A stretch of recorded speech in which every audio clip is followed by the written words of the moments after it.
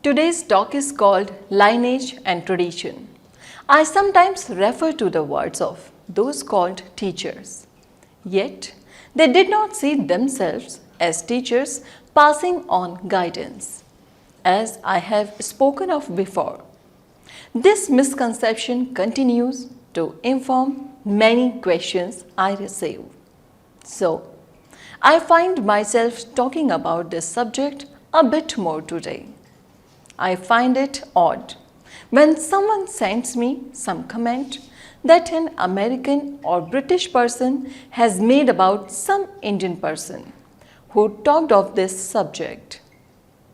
Some want to worship the people they call gurus, and others dismiss them and make jokes. The one who worships seek to find permanent meaning in words that were flowing at a given time and place, even as no one is ever speaking and no time or place has ever been found. Yet, in this dream of life, we speak in such terms. When I quote the words of one you call a teacher or guru, it is simply a reference point, no different than if I was referring to my own words in an earlier talk, for those words were not mine. They did not belong to me, and the words of teacher also belong to no one. Words are echoes of life, like bird song carried on the wind. Once the song hits your ears and becomes translated in your mind into bird singing, what has it even to do any more with the word? It is not as if any words can truly be clear or even have real meaning at all.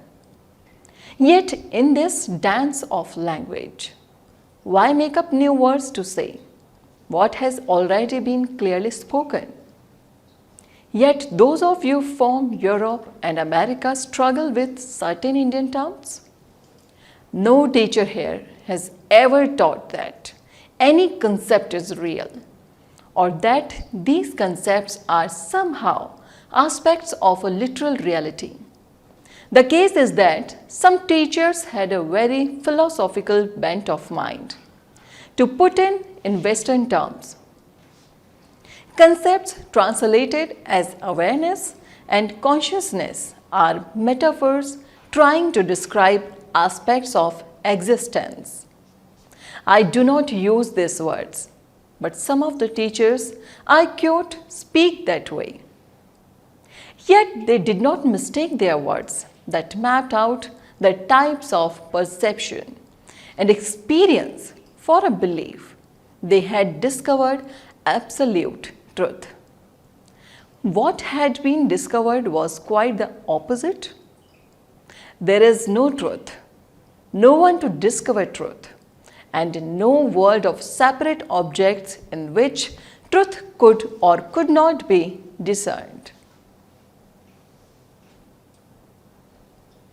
It seems often that those in Western nations, though, where is East and West, become obsessed by words and concepts.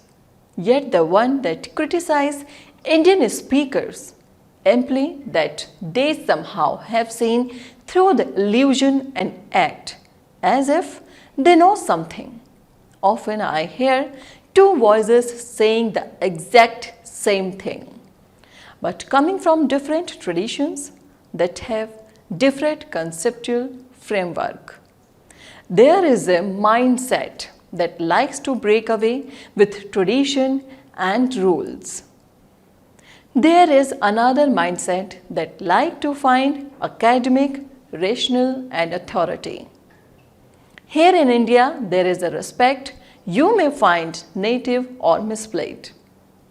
An understanding that these teachers came from a background with certain ways of expressions.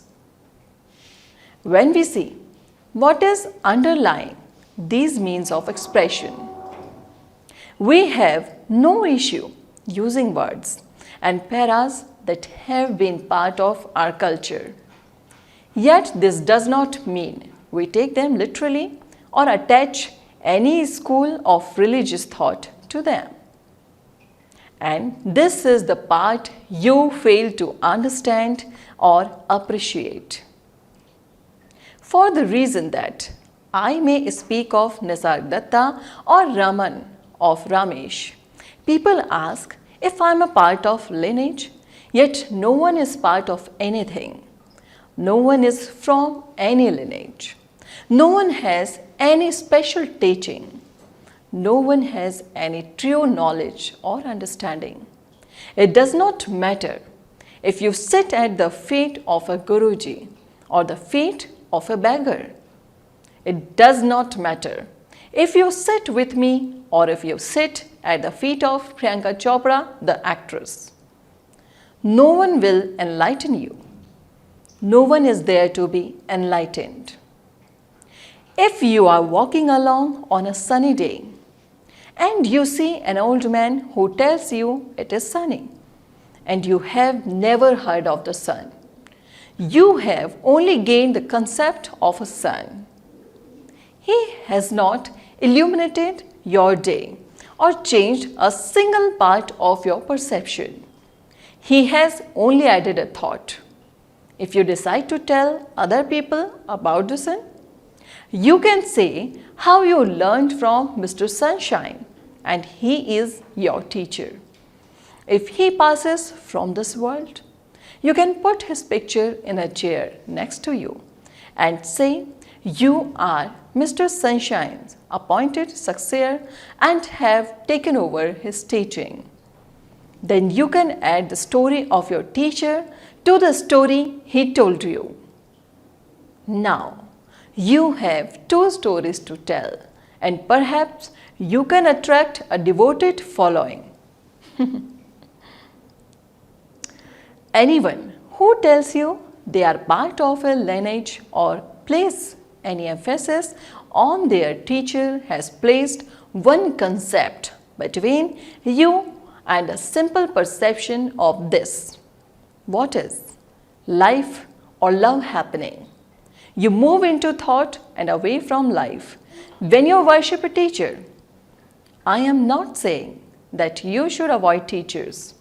You do what you do, and you are not in control or making a choice. What I am saying is that when a teacher acts as if this is a subject that can be taught, they are no longer speaking about this. What is life or love happening? Speaking happens. Singing happens. What appears happens. Or at least it seems this way. Yet to place undue importance on what is said is only a distraction. Thoughts are only apprehensions in this. They do not explain this, or teach this, or have any more importance than any other appearance. Which is to say, none at all, none whatsoever.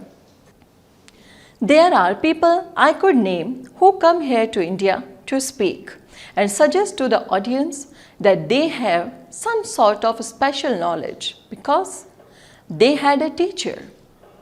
They may not use the word knowledge or teacher. Maybe they say Guruji or master or some such words. Yet, as soon as this is said, it becomes clear that they worship and adore some character from the imagined past. This makes as much sense as if I were to say to you, my lineage goes back to Motu from the city of Furfurinagar. This is why we eat samosas at my satsangs.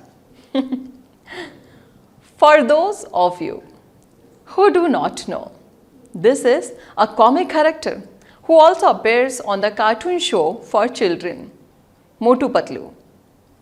For you in the West, maybe I could say my lineage goes back to Mickey Mouse or Superman. Ghasita Ram is a young man in Motu Patlu. He says about everything that he has had 20 years of experience in the subject. And he is about 20 years of age himself. If you seek a guru, perhaps you can watch the cartoon and follow him. Call him Ghasita Ramji. The light is ever present. You do not need anyone to tell you. It is from something called the sun. Yet, you do not need to claim personal knowledge of the light and argue or poke fun at anyone who speaks of it in some other way than you. Light is simply light. The one who speaks of the sun may seem like they are claiming to understanding light, but they are merely pointing. If you say the sun gives light, that still tells no one why there is light appearing, or why there is the sun appearing, or why there is any perception of light. Nothing is ever explained or understood, and the teachers of old were only exploring the variety of perception. Their goal was not to explain or define or understand. It was simply to reflect the impermanence and illusory nature of all appearances, from the self to the world of separate things. As is said, their concepts were like removing a thorn with a thorn. Yet many who teach us today and who listen, sit, have many thorns poking holes in the skin of their imaginary self. There is no teacher, there is no student, there is no sun, there is no light, there is not even what is or this. All concepts and words are simply appearances, and what is appearing and why it appears and is perceived cannot be comprehended by thought or language. No one has a lineage. No one has any direct line to truth. No one has knowledge. No one has enlightenment. No one has truth. These are simply ideas. There is nothing to gain, nothing to understand, nothing to know, and nothing to possess. Love cannot be captured. It cannot be sought. It cannot be found.